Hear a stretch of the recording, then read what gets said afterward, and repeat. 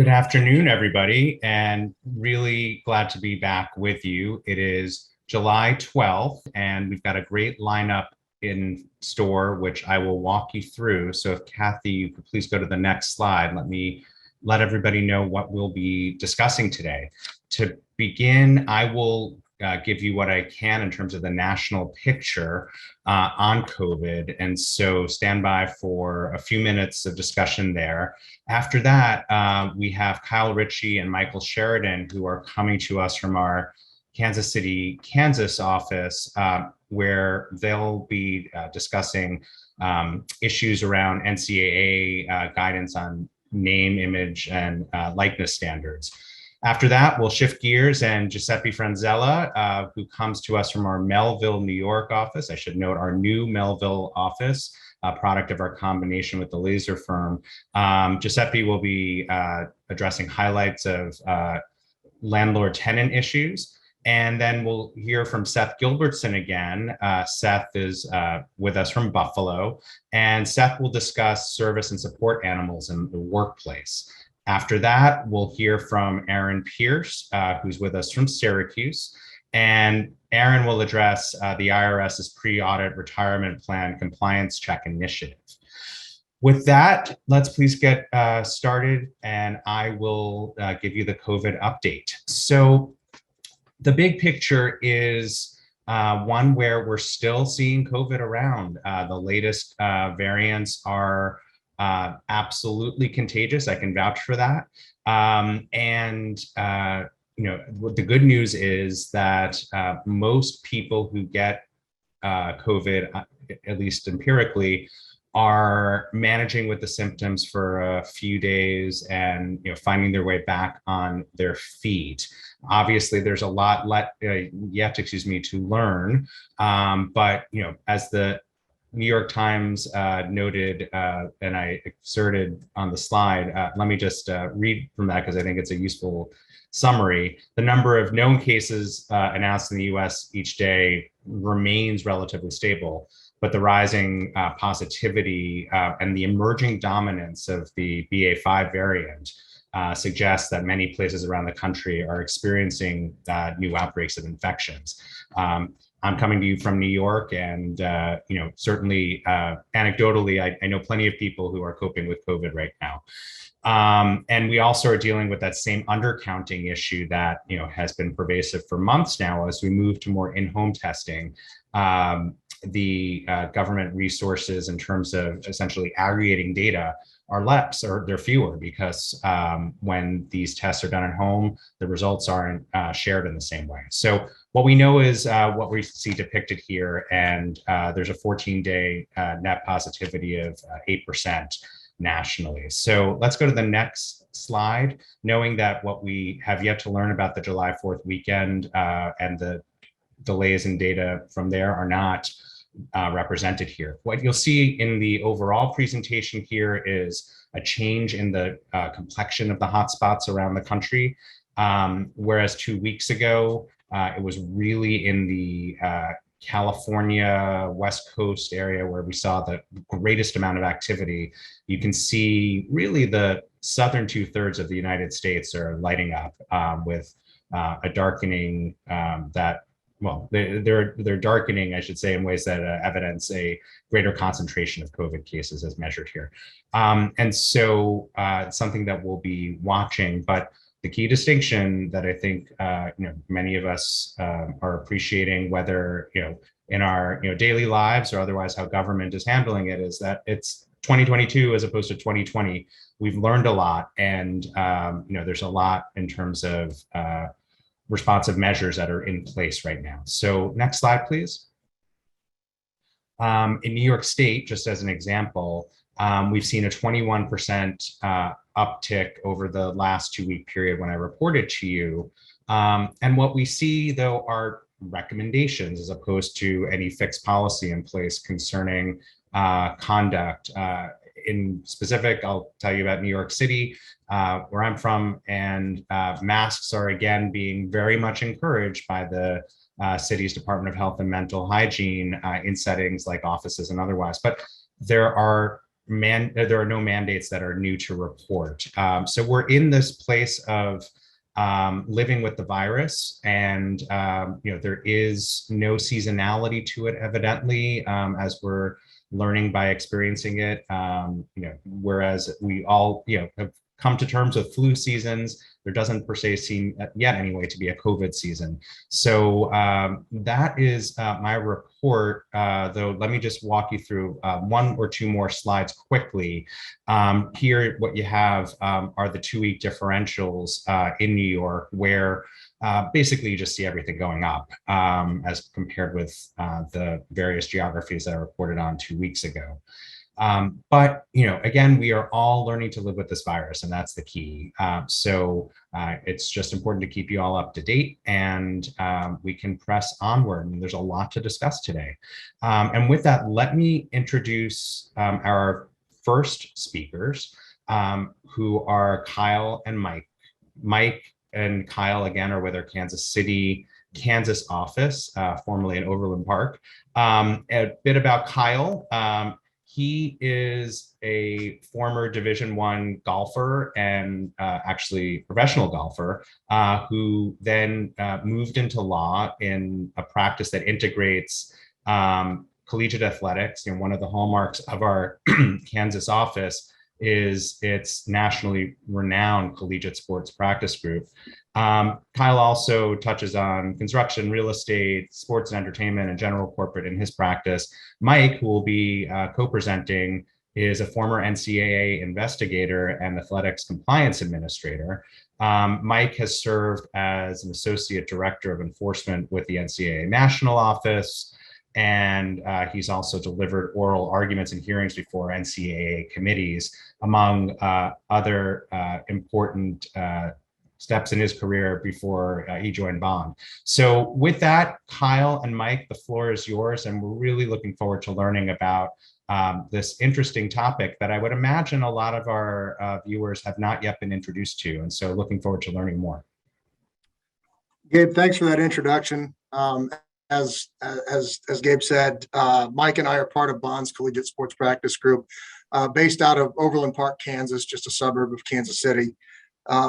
And just a little background as far as what we do. A big part of our practice is assisting institutions or other third parties through various NCAA compliance or enforcement infractions types issues. But as we've seen, as NCAA rules have evolved, it's able to our services are able to be used by third-party businesses and other entities as they interact with institutions or student athletes. And one of the biggest areas that we've seen that is in the area of name, image, and likeness. Name, image, likeness went live July 1st of 2021, so a little over a year ago, and really has been at the forefront of collegiate sports since that date. Basically what name, image, likeness, what the NCAA came out with was an interim policy that allowed student athletes to profit or make money off of their name, image, likeness, which in New York is much akin to the right of publicity. And at the time, the idea was that a student athlete, could endorse a product, get paid for it, just the same as really any other student on campus without violating NCAA amateurism statutes. What we've seen, obviously, in the last year, if you've got a relationship with an institution or a college sports fan, we've really seen the growth of various entities associated with institutions, the growth of these type of entities that are now trying to compensate student athletes and possibly be involved with prospective student athletes. And as a result of this, as a result of these collectives or these other institutions, we've seen a number of opinions come in from media, from social media experts, as far as the enforceability of NCAA legislation and, the potential effects on an institution, a student athlete, or in this case, a third party entity as well. Initially the NCAA fielded inquiries into, into areas that violated one of the four tenets of NIL, of their NIL policy. A student athlete has to actually provide services, quid pro quo. They're supposed to be paid fair market value, and then they can't. The services or the payment can't be contingent upon enrollment at an institution, continued enrollment at an institution, or participation in sports. And those were really the only guidelines that we'd been provided. And right up until early May of this year, May 9th, and then shortly thereafter, we received guidance from the Division I Board of Governors and also the head of the NCAA Enforcement Division, which have provided a little more guidance as far as what they're looking at from an enforcement standpoint, but also some of the major topics that they're wanting to address. And the biggest part of this had to do with the definition of a representative of an institution's athletic interests, or for short-term boosters. And defining what is a booster and how does the NCAA legislation against, for instance, being involved in recruiting, how does that play out to potential NCAA violations? There's less focus on the eligibility side, but again, more on what's the potential ramifications for an institution or for the boosters in this situation, and specifically collectives. Or entities that are really associated with one school are kind of under a microscope now. And so with that in mind, I'm going to shift over to Mike regarding the application of this guidance that we received and also kind of the effect as we go forward. Thanks, Kyle. And thanks, Gabe, for that warm introduction. The points Kyle made are dead on. The past year has seen a lot of activity in the NIL space. The floodgates have more or less opened to compensating student athletes in ways that they couldn't historically. And one of the concerns that's developed nationwide as it relates to NIL activity is institutions or entities associated with institutions using NIL opportunities, compensation opportunities, to induce prospects to commit to certain schools during their recruitment, basically using NIL as a recruiting inducement. Layered on top of that are concerns with institutions and NIL entities using NIL opportunities to induce student athletes from one institution to transfer to a different institution. Concerns have developed nationwide over the past year in these areas. You've seen high-profile recruits sign, in some cases, seven-figure deals with collectives. There are concerns at the NCAA level that those offers were made contingent on the prospect committing to that particular institution. You've seen similar activity to induce basically poaching of student athletes from one school to another. So this recent guidance that the NCAA put out in May is really focused in on the recruiting area and the transfer area. And what the NCAA has basically said in no uncertain terms in this recent guidance is that these NIL entities or collectives will be viewed as boosters under NCAA rules, even if, the people associated with those NIL entities have not donated money to the institution in the past. Donating money is one of the traditional ways that a person or a company can become a booster. What the NCAA is doing, or appears to be ready to do, is to use the existing NCAA rules on who is a booster to basically include these NIL entities. And the reason that's important is that the NCAA can only investigate and punish schools for the actions of their employees or of their athletics representatives or boosters. So our article was basically designed to notify the NCAA membership and our client base to be on the lookout for this new approach. I think historically speaking, institutions have considered boosters to be your run-of-the-mill donors, people who donate to your athletics programs, who advertise with your schools. But that's no longer the case with this apparent new guidance. I think the NCAA is looking to use the existing booster legislation to include entities that maybe historically speaking, the institution wouldn't have viewed as a booster. And the reason that's important is that they are now going to be on the hook potentially for the activities of these collectives. So if collectives are out there offering NIL opportunities in exchange to get recruits on their campus, it poses potential risk and liability for the school in terms of being investigated by the NCAA enforcement staff, potentially penalized by the NCAA Committee on Infractions, which could take the form of significant fines, significant recruiting restrictions, scholarship restrictions, etc. So that's really the current state of things now. We understand that the NCAA is actively pursuing investigations, NIL-related investigations of multiple Division I institutions, and we expect that to continue for the foreseeable future. I think there's been some skepticism nationwide of the NCAA's ability to pursue these types of investigations, but our understanding is that these investigations are occurring and will continue to occur. Thanks, Mike. That's actually a really good transition to closing here, and just kind of a quick word on the enforcement process through the NCAA. It's not near as much of a mystery as a lot of people think it might be. As an administrative body, the NCAA has come up with their own legislation, their own bylaws related to how they enforce their rules.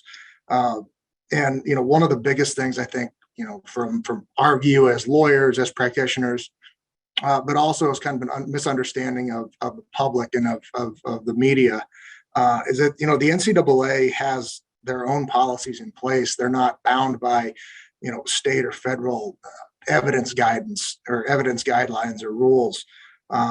Again, they've got their own policies regarding a case. And again, it's one of those situations where circumstantial evidence, hearsay, social media posts, things of that nature are able to be used by both the enforcement staff and then ultimately the arbiter of the case, the Committee on Infractions, to possibly fill in holes or gaps in a factual record that are utilized in a case. And I think the best way to put it from an enforcement standpoint or from a practitioner standpoint is, if you've got an NIL deal with a prospective student athlete coming to an institution, and they may have used fancy language in the contract to try and get around some of the other limitations that I discussed earlier, as far as the four main factors from the interim policy is, if the totality of the situation looks like it's still kind of a booster issue and there's still an inducement, the enforcement staff and the Committee on Infractions are likely to find that. Again, if it looks like a duck, walks like a duck, and quacks like a duck, it's probably a duck. And I think that's the analysis that a lot of times, again, the public and the media don't necessarily understand. So again, I think the lesson through all of that is that institutions or third parties that are trying to assist student athletes with name, image, likeness issues just need to be really diligent and make sure that they're following the applicable guidance that's out there.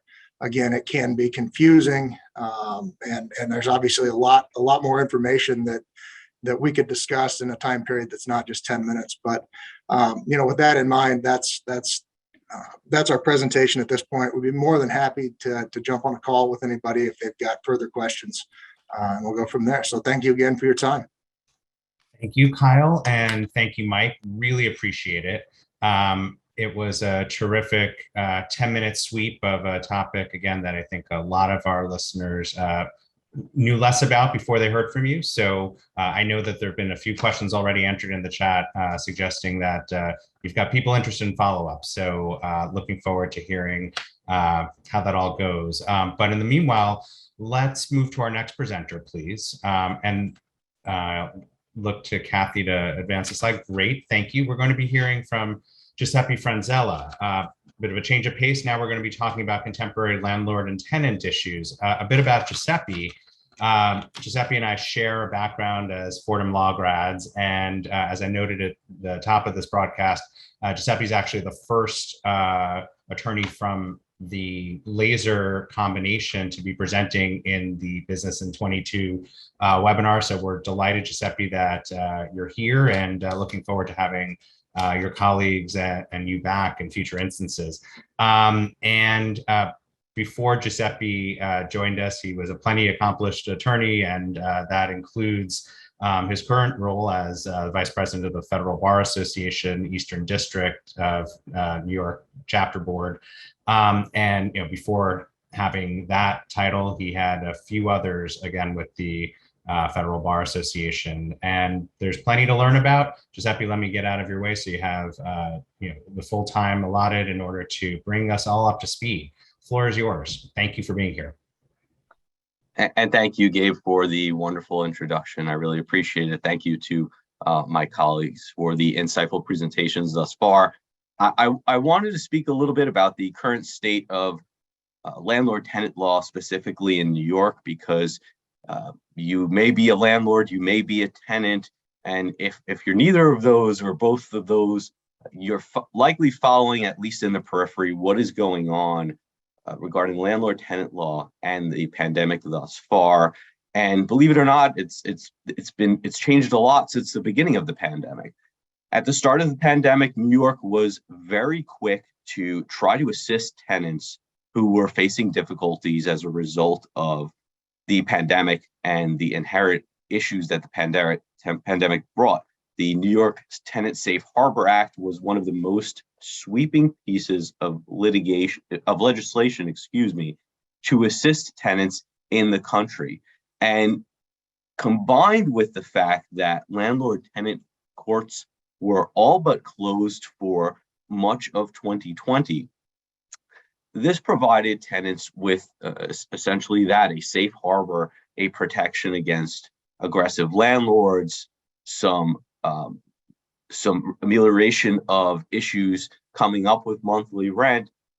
However, unfortunately, you had situations arise, such as that was detailed back in 2020 in the New York Times in the Talk of Montauk article, in which squatters seem to find increasing loopholes in the Tenant Safe Harbor Act. And you combine legislation that's designed to protect tenants, you combine the closure of landlord-tenant courts, and what you get is stories such as this. Stories such as East Hampton summer rentals turning into multi-month, multi-year, in some cases, holdovers. You get Upper East Siders who are taking advantage of the safe harbor law to effectively squat in apartments. Now, the bulk of my discussion is going to focus on commercial landlord-tenant law, but some of these residential issues apply as well. Now, it's important to take note that even before the pandemic in 2019, the New York State Legislature took action to make New York always considered a fairly tenant-friendly state, even more tenant-friendly by virtue of certain amendments to the laws governing landlord-tenant proceedings. And one of the amendments that's most of import to both the residential and the commercial landlord or the commercial tenant is an amendment to the rule regarding rent demands, and specifically rent demands that come as predicate notices to a non-payment action. The amendment put into place a minimum requirement of a 14-day cure period for a failure to pay rent. Now, this was pretty sweeping in New York, in as much as most boilerplate leases, including those that my firm would prepare, had a lesser time period for a cure of a monetary default. So you have, going into the pandemic, an increasingly tenant-friendly New York State Legislature. You have the court closures, and that brings us to what happens in the pandemic and during the pandemic that modified modify these amendments even further and bring us to the next point in the pandemic where the courts are putting into place some administrative rules that govern how the proceedings take place. If I could proceed to the next slide. So some changes implemented during the pandemic from a court perspective. One of the biggest changes were that proceedings could be stayed based on the tenant's simple filing of a hardship declaration. And what was happening was tenants were filing hardship declarations indicating that they struggled with the ability to repay and make and come current in rent payments. That gave rise to the ability for tenants to effectively stop a proceeding until such time as either the landlord could disprove the financial hardship, or that there was further administrative order from the administrative judges that would allow these cases to proceed again. Secondly, something that came into place was a two-step process for obtaining default judgments. No longer could you show up in court, have a tenant not appear, and obtain a default. Rather, you'd have to show up in court, indicate to the judge that you were seeking a default, and then send a letter to the tenant indicating that you'd be coming back for a default application.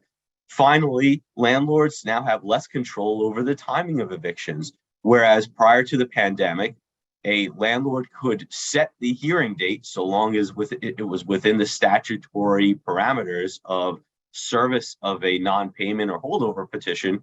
Now, landlords are beholden to the court. They must submit their petition to the court, and the court now prescribes the hearing date for return date, which really takes the power out of the landlord's hands to fast track a proceeding. If you could please proceed to the next slide. Where we are now, it seems to be that for the foreseeable future, the courts will be in charge rather than the landlords of dictating the hearing dates.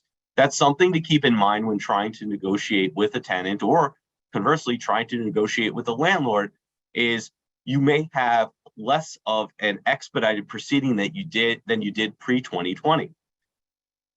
What's more, tenant hardships no longer stay proceedings. As of the beginning of 2022, a hardship affidavit is no longer sufficient to stay a proceeding. So at the very least, landlord-tenant proceedings are moving along. And finally, most landlord-tenant courts in New York have resumed full functionality. While cases are more staggered and you have courts that are scheduling the hearings as opposed to landlords and their attorneys, there is the comfort of knowing that landlord-tenant cases are proceeding along accordingly without stoppage and without much in the way of administrative delay from the courts. That takes me to my last slide. What does the future hold? Well, we've been through the pandemic for 2+ years now, and now we're coming out on the other side, and landlords and tenants are facing new challenges that we perhaps didn't foresee at the beginning of the pandemic. One of them is what effect interest rates may have on rent.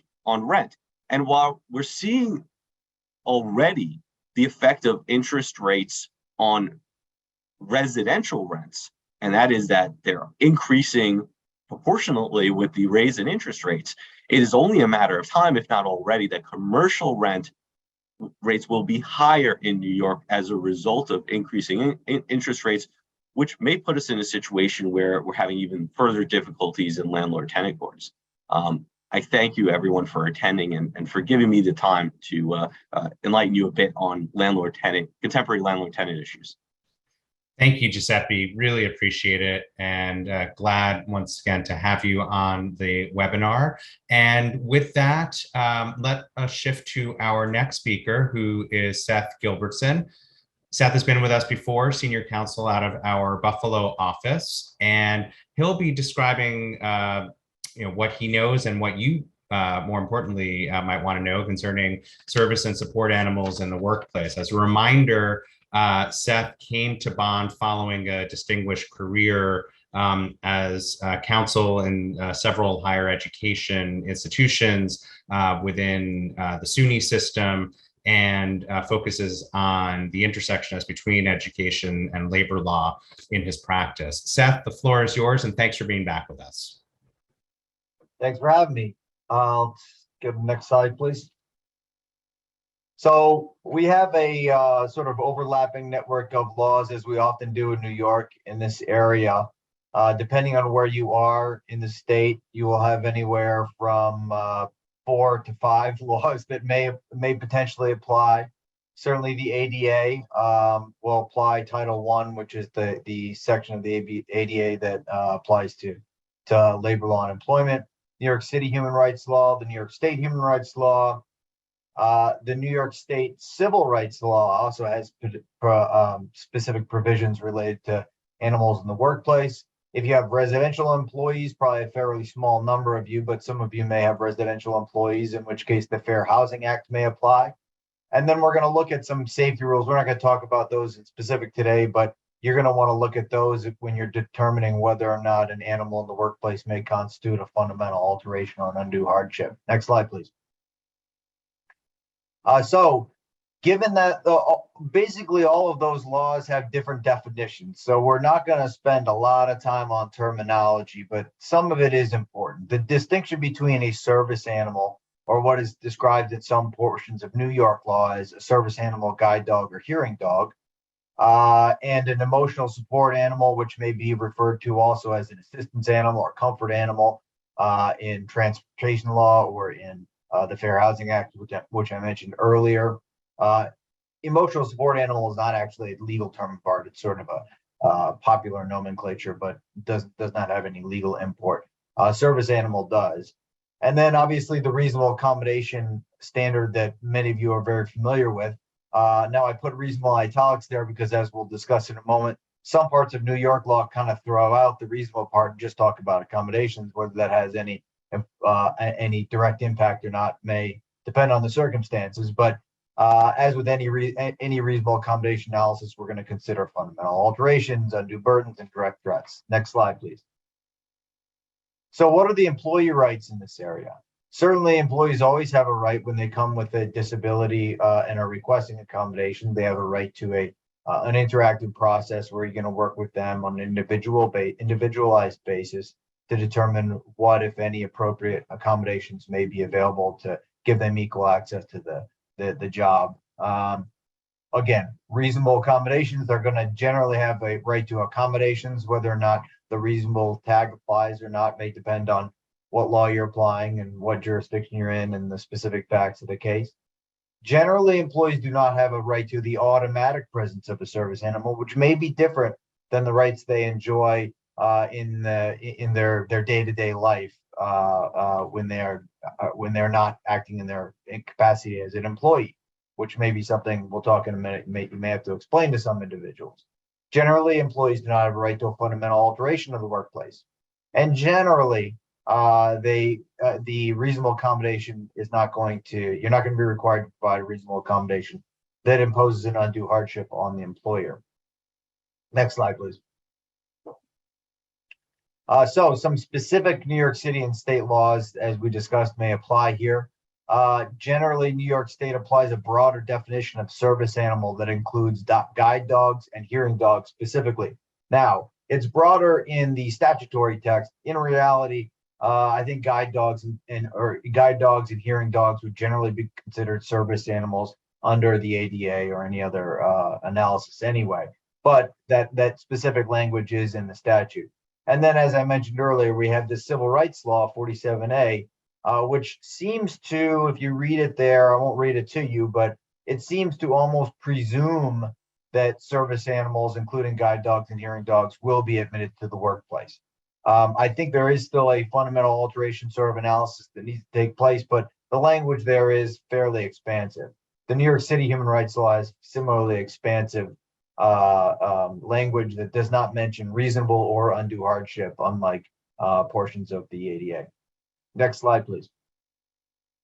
So how are we going to handle these requests? The first step, I would say, is to make sure that whoever's handling them knows what they're doing, or has your counsel's number handy, because it does get fairly intricate, fairly detailed, fairly quickly. And with all the overlapping laws applying, you really want to make sure you have a good bearing as to where you are in the process. So ensure that whoever's dealing with it, whether that be a hiring manager, a search committee, or an HR individual, somebody in your HR office, that they know the basics of the rules, that they know that, for instance, that service animals are not automatically required to be allowed into most workplaces. And that may be something as a second step here that you're going to have to explain to some individual employees that come in that are used to just taking their service animals everywhere they go without much question. That may be a little different in the workplace, and that may require some explanation and mutual understanding. You're going to engage in the requester in the interactive process as you would with any other accommodation request. What are the needs of the employee? What are the essential functions of the position? And what alternatives may be available? Ultimately, you're going to be asking those questions in order to fashion an accommodation that provides the employee with equal access to the benefits and privileges of employment, just like you would in any other reasonable accommodation request scenario. Next slide, please. There are some pitfalls to avoid here that are specific to animals in the workplace. You want to avoid establishing or applying a separate policy to animal request. You're generally, as I've been sort of hammering away at here, you're going to apply the regular interactive process to these requests. You're not going to automatically say emotional support animal request is invalid, or that a service animal request is automatically granted, although they will generally be granted in most workplaces. You want to avoid overestimating the effects of the animal in the workplace. Oftentimes, you'd be surprised, animals can be managed fairly well in many different workplaces, including some sensitive ones like food preparation areas and hospitals, medical offices, places like that, where there may be some skepticism initially, but especially if you have a well-trained, well-behaved service animal, it ends up not being too big of an issue. You want to make sure that you set clear boundaries and expectations, as you would when you're explaining any reasonable accommodation. You're setting up that accommodation for success. I wouldn't worry too much or overshare with other employees. You may announce the fact that there will be this animal in the workplace and let other employees come to you with an allergy or a particularly sensitive fear of animals or something like that. And then you're going to deal with those employees interactively and individually as well. And then you don't want to allow problems to fester. What do I mean by that? If Fido is growling and snapping at Julie every time she walks by the desk, you probably don't want to let that go on very long until there's a bite in the office, right? You want to make sure you're addressing animals. If somebody's not picking up after their animal, you want to make sure that that's addressed fairly early on in the process to make sure that the accommodation is provided in a smooth manner. Next slide, please. So, should you have no animals in the workplace policy? Something you want to consider. If you do not have one, you may not even have an opportunity to engage in the interactive process. I had a client at one point whose CEO would bring a dog to the office. Now, she had her own separate suite with a separate entrance, but you better believe other employees noticed that. And certainly it put you in a very difficult position to deny reasonable accommodation to an employee with a disability when they see somebody who's a leader in the organization bringing an animal into the workplace without a disability. So something you want to consider, are you going to need to make an exemption or an exception to that policy? Yes, you are sometimes, but having the policy there in the first place is oftentimes going to be an important first step. Again, make sure that hiring managers, search committee members, HR people know what they're doing and have a basic lay of the land in their mind as they're processing these requests. Having appropriate technical standards in place prior to receiving these requests is an important part. If you're hiring an airline pilot, when they walk in with a guide dog, is probably not the first time you want to know about a visual impairment that they may have, right? You want to have those technical standards in place in advance so that you can kind of set yourself up for success if you're going to end up having to deny, particularly if you're going to have to end up denying a request. And finally, customized requirements. specific to the workplace to try to set yourself up for success, set the employee and the animal all up for success here. Next slide, please. A few quick takeaways, as I've already mentioned. Make sure your employees know the basics of it. If not, that they know to call their counsel because it can get complicated quickly. Treat requests for animals like any other request, and craft an individualized accommodation that gives the employee equal access to the benefits and privileges of employment. Thanks. Really, the thanks go to you. So appreciate it, Seth. And we're going to quickly jump to our final speaker, Aaron, who is a member in our Syracuse office and who counsels clients in all phases of employee benefits, including design, implementation, operation, and the list goes on. But what's more important is that you hear from Aaron about pre-audit retirement plan compliance check initiative activity. Aaron, the floor is yours, and thank you for keeping it brief but informative. Great, thanks, Gabe.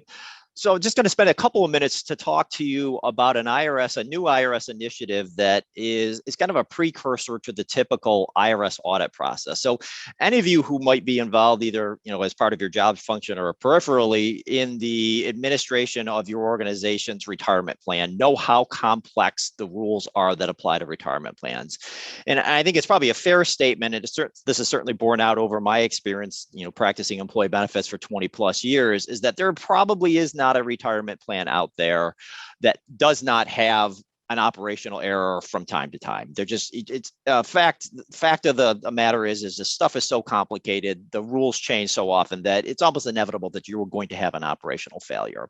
And the IRS has recognized that over the years by making available to employers a variety of correction programs that allow an employer who discover an operational failure in their plan to take voluntary corrective action and help preserve the plan's qualified status.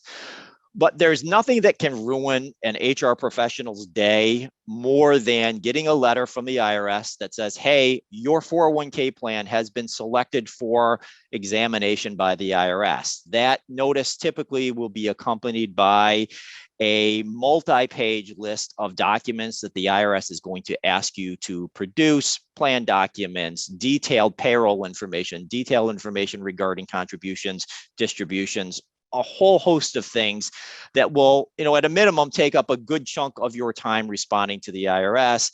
Those audits can take months to resolve, even in audits that end up having no substantial findings by the IRS. It can take months. I've had audits take years to reach final resolution. I'm sure it comes as no surprise that the IRS has been continuing to be hit with the inability to get quality staff, and that's resulted in them feeling the strain in terms of audits. So they have not been able to conduct audits as efficiently as they would like to. They probably aren't conducting as many audits as they'd like to.